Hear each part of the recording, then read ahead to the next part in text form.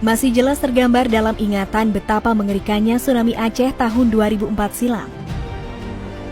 Meski dalam peristiwa maha dahsyat tersebut, ada ribuan korban jiwa, namun Allah masih memberi kesempatan hidup bagi beberapa orang. Salah satunya adalah nenek yang satu ini. Umi Kalsum masih tak percaya, ia bisa hidup saat gelombang tsunami meluluh lantakan Aceh pada tahun 2004 silam. Ada banyak mukjizat Allah yang terjadi pada bencana alam dahsyat 17 tahun yang lalu itu.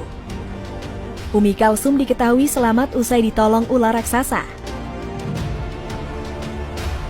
Dilansir dari berbagai sumber, Maksum, begitu Umi Kalsum biasa disapa, berprofesi sebagai juru memandikan mayat. Dia juga bidan kampung dan telah melakoni pekerjaan ini selama 35 tahun. Nenek yang kala itu sudah berusia 60 tahun itu mengenang, pada Minggu pagi 26 Desember 2004, ia sedang asyik menanam bunga di pekarangan rumahnya di Desa Alunaga, Kabupaten Aceh Besar. Tiba-tiba tanah Aceh diguncang gempa berkekuatan 9,1 skala Richter. Beberapa menit setelah gempa, orang berlarian sambil berteriak air laut naik. Maksumi juga ikut berlari karena anaknya juga berteriak bahwa air laut saat ini sudah naik. Saat itu Sob, yang dia ingat hanya menggendong cucunya yang baru berumur 5 tahun. Tiba-tiba tubuhnya terhempas gelombang tsunami. Kemudian cucunya terlepas dari genggaman tangannya.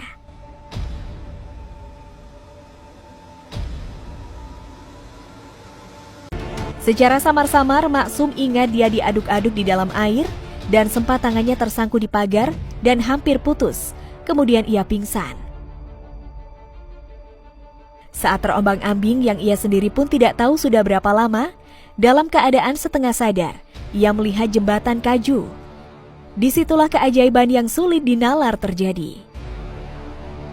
Maksum melihat ular besar di depan matanya, dan tanpa aba-aba ular tersebut melilitnya. Ia tidak tahu sejak kapan ular itu bersamanya. Saat dibawa ular itu, dia hanya bisa berucap zikir dan terus berbisik agar diselamatkan ke darat.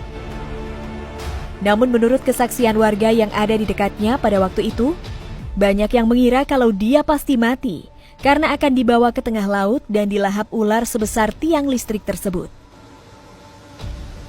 Rumah Maksum berada kurang lebih 100 meter dari pinggiran pantai Kuala Alunaga. Awalnya Sob, dia sempat mengira ular tersebut hanyalah sebatang pohon pisang. Saat tubuh Maksum dalam lilitan ular tersebut, Umi sempat melihat mayat-mayat korban tsunami berhanyutan dengan sampah memenuhi Krueng atau Sungai Aceh yang bermuara ke lautan Alunaga. Ia pun kembali pingsan saat masih dililit ular dan kembali tersadar saat sudah di kawasan Sungai Lamyong.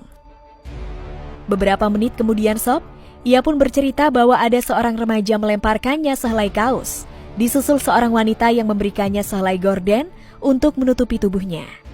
Rupanya Maksum sudah telanjang karena bajunya semua robek. Hanya sisa kain di leher saja.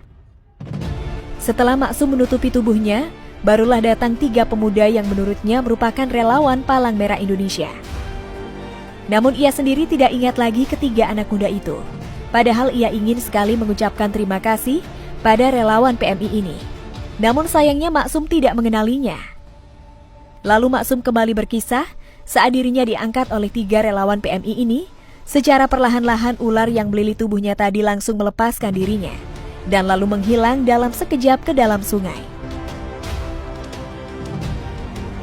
Meski bisa selamat Sob, Maksum mengaku 30 sanak saudaranya meninggal dunia saat tsunami menghantam desanya itu.